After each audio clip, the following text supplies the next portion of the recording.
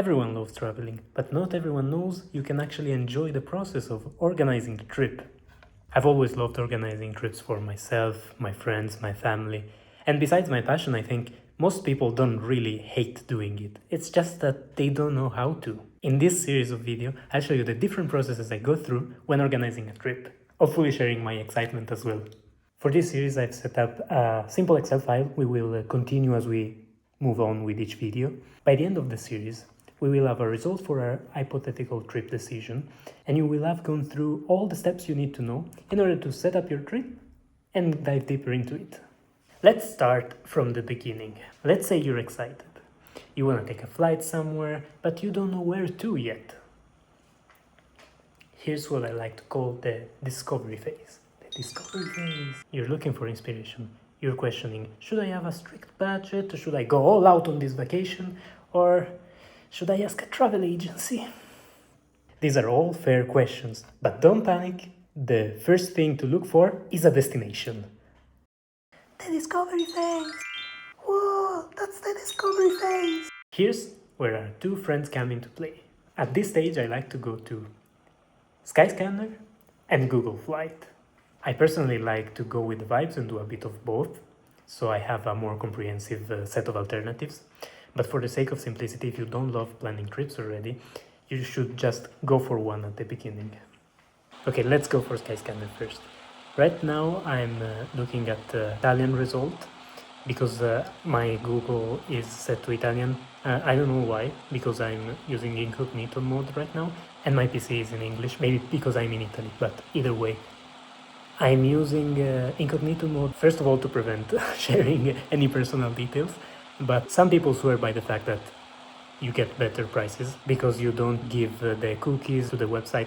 I'm not really sure because I haven't experienced better deals with incognito mode and I've tried both with and without. But let's go for Skyscanner. Now here, okay, we only want the essential cookies. Now here, instead of Cagliari, because I'm in Sardinia, but let's go for a central airport. You don't really care where you're starting from. Let's go for Rome. And here you can go for look everywhere. And if you go look everywhere, you go for flexible dates, you go for random months. Now I don't really see which months I'm selecting. Okay, June, and we go back in June because I have my phone in front of my PC for recording purposes because my webcam is not really good, so I'm doing this like this. And okay, we have one adult, economy, and then we go look. All right, and then here you get all the specific deals. So let's say, all right, in June, I know that leaving from Rome, I could go for Albania, France, Croatia, Spain, Italy for relatively cheap. And then if you go into one of these, let's go for Albania because it's the cheapest one. You know, okay, I could go to Tirana for 32 euros, which is cool, but for example, in Albania, there was only one suggested flight, but if you go to France, I believe there's more. Yeah, exactly. So you can go for 39 euros to Bordeaux, 40 euros to Nice. You can go to Lyon for 59 euros, to Paris for 66, and it's all like this. And then if you click on one, let's go for Nice, for example. It opens this other thing and it tells you, okay, in order to get that, what happened here? All right, you could get even for 26, depending on how flexible you are on flying. No, 52. But then here you need to do a mix and match with the, okay, I can leave, I can take the flight for 20 euros if I take it on the 16th, and then 20 euros on the 17th, and then I get like a 40 euros. But still, if you mix and match the prices, you'll find a better alternative. This is not really my go-to. My usually go-to really is Google Flight, and we can go there directly now. I'll show you how that works. Google flight. You need to Google it like this, at least in Europe, because they had some problems with regulation and competition law.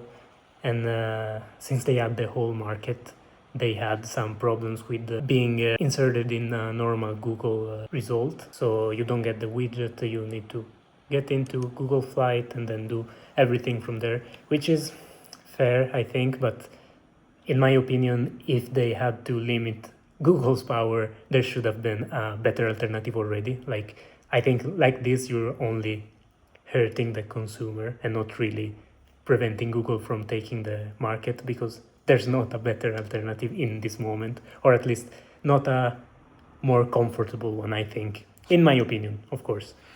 But then here, let's go for Rome again. As always, you can always go for either return ticket or just a flight. I don't remember how to say it. It's very confusing to explain this in English and have it in Italian for some reason, but all right. So we go from Rome one way. That's how it's called. We go from Rome one way, and where do we want to go? Everywhere, Europe. See, you can even go like this. I prefer to go with Google Flight because this is the map I get.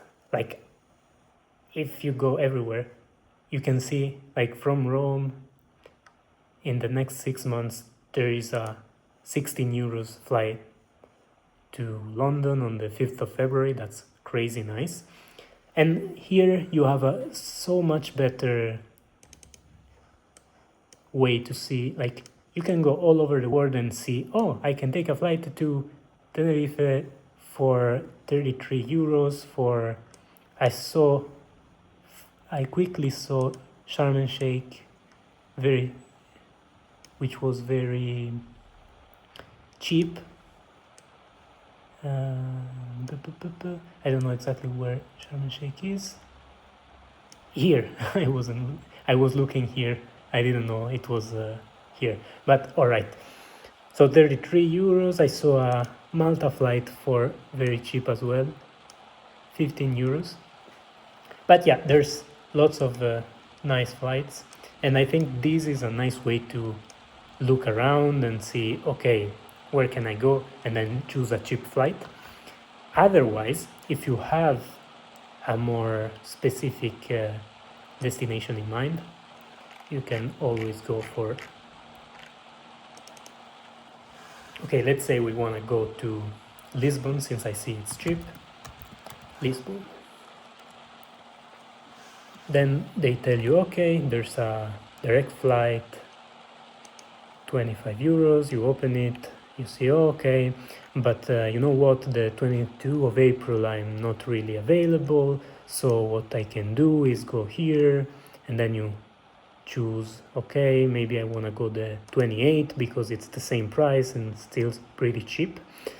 Another thing you can do is go for return flights. What I like about this is it tells you when do you need to take the one way, like the first flight, in order to get the cheapest.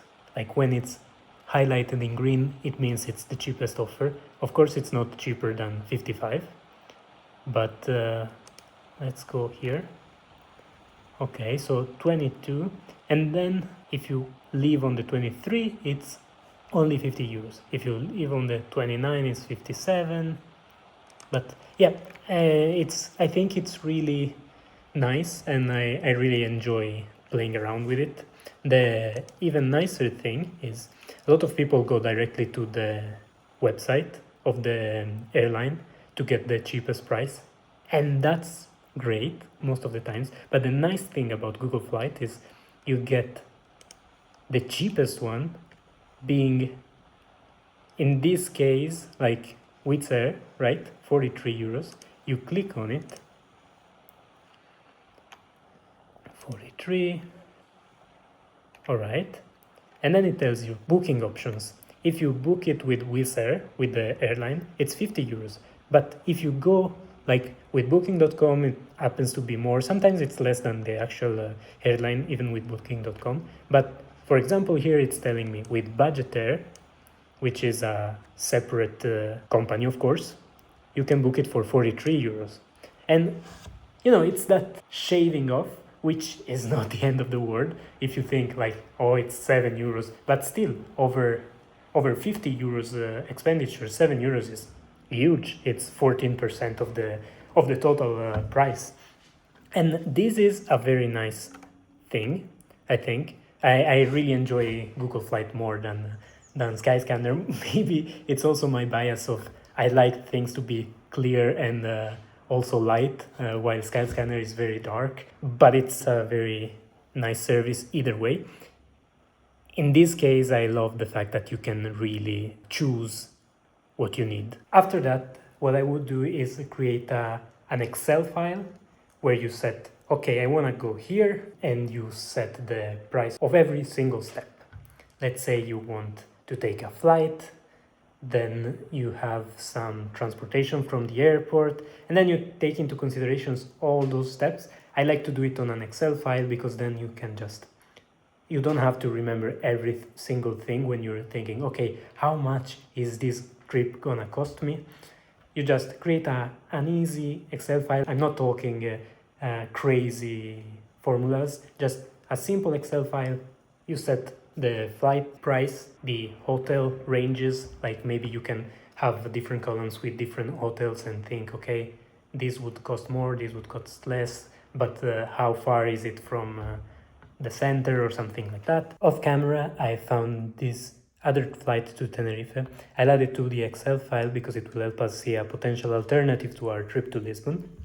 So now we'll insert the data on Excel. At this point, you might be asking yourself, is a spreadsheet really necessary? And in my opinion, it is. It helps you keep track of every single part of the trip, and at the same time, it gives you a possibility to overview all the alternatives and evaluate them at the same time. Remember, we have not booked anything yet. This process will guide you to the best decision based on your needs and wishes.